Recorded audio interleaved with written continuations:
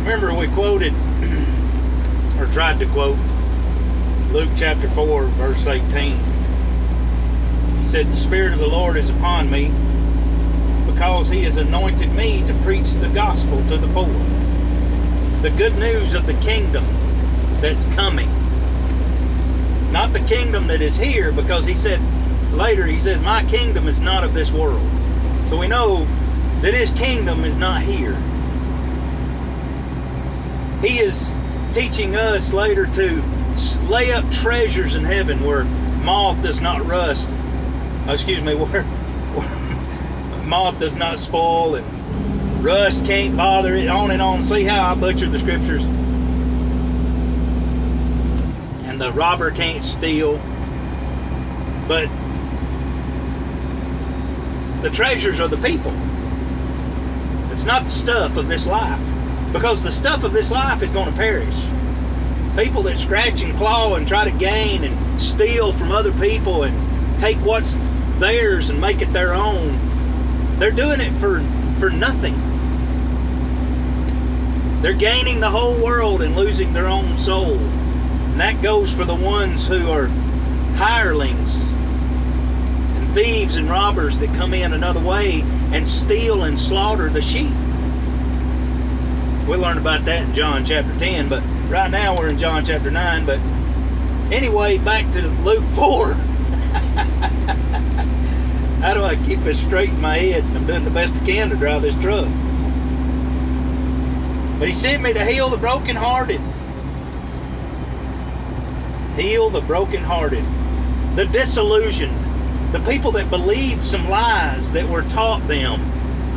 If you'll do this, then this will happen for you.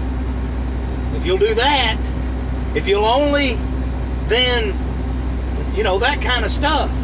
And it never comes to fruition. And all the while,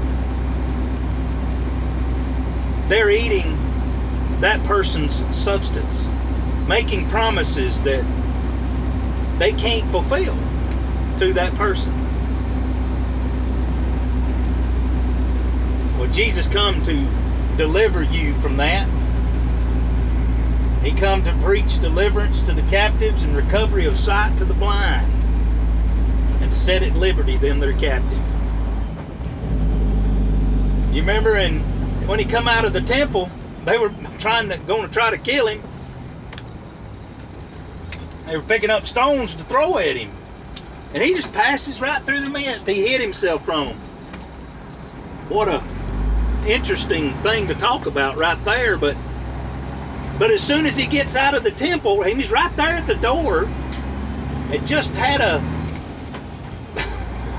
almost a scrap with the people. And it's funny that they thought they could kill Him right then, because His hour had not yet come. That's 6 months later at Passover. It would serve you well to learn about the feast of your Father that never passed away, by the way. These feasts are to go on to perpetuity, forever. And yet, some of us have been taught, no, those feasts passed away. You can't, everything, the Old Testament's passed away. But it's funny how that some teachers that say that, they'll quote their favorite verses out of the Old Testament. That's just something to think about right there. But anyway, Jesus passes through their midst, and as soon as He gets out the door, this is a testament to His grace and mercy. He looks and He sees a blind man, and He says, "I'm going to stop and do something here." He initiates a healing.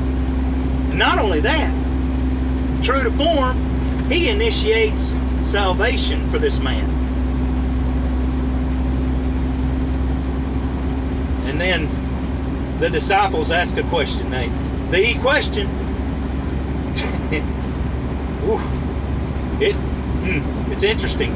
His disciples said to Him, "Rabbi, who sinned, this man or his parents, that he was born blind?"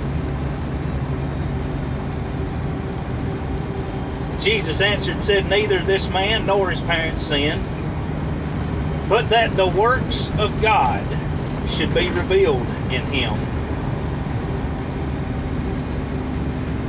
There's some teachers out there that say it's your sin that brings your sickness on you. It's your sin that why you're lame. It's your sin why you're in that wheelchair. It's your sin why you're sick all the time. That's a lie. Yes, sin can bring those things. It certainly can. We see examples of the Father actually in the Old Testament and in the New, where things happen, bad things happen to those who sin. You can look those up. In the New Testament, there was these couple over in Acts 5 that decided to lie to the Holy Spirit, and they died right there. The Holy Spirit came on them. They dropped like rocks. Who sinned that this man be born blind? Neither their parents nor the man.